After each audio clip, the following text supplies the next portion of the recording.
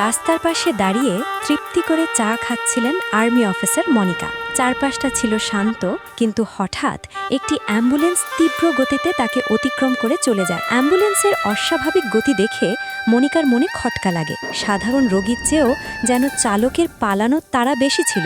সন্দেহ হওয়ায় মনিকা হাতের চা ফেলে তৎক্ষণাৎ নিজের বাইক স্টার্ট দেন এবং অ্যাম্বুলেন্সটির পিছু নেন। কিছু দূর যাওয়ার পর তিনি সিগন্যাল দিয়ে অ্যাম্বুলেন্সটিকে থামতে বলেন, কিন্তু চালক গাড়ি না থামিয়ে উল্টো মনিকার বাইকে সজোরে ধাক্কা দিয়ে পালিয়ে যায়। রাস্তায় পড়ে গিয়ে মনিকা কিছুটা আহত হলেও হার মানার পাত্রী তিনি নন। অদম্য সাহসে আবার বাইক নিয়ে ধাওয়া শুরু করেন। অ্যাম্বুলেন্সটি শহরের এক নির্জন বিশাল অট্টালিকার ভেতরে ঢুকে পড়ে এবং দ্রুত গেট লাগিয়ে দেয়। মনিকা বুঝতে পারেন এখানে বড় কোনো অপরাধ দানা বাঁধছে। তিনি কালক্ষেপণ না করে গেট ভেঙে ভেতরে ঢুকে পড়েন। সেখানে গিয়ে তিনি যা দেখলেন তা ছিল ভয়াবহ। অ্যাম্বুলেন্স থেকে সন্ত্রাসীরা বিপুল পরিমাণ অবৈধ অস্ত্র ও গোলাবারুদ ভর্তি বাক্স নামাচ্ছে। মনিকাকে দেখা মাত্রই সন্ত্রাসীরা তার উপর চড়াও হয়, কিন্তু মনিকা তার বিশেষ সামরিক রণকৌশল ব্যবহার করে একে একে সবাইকে ঘায়েল করতে শুরু করেন। তার নিখুঁত ফ্লাইং কিক আর হাতাহাতি লড়াইয়ের সামনে সন্ত্রাসীরা টিকতে পারল না।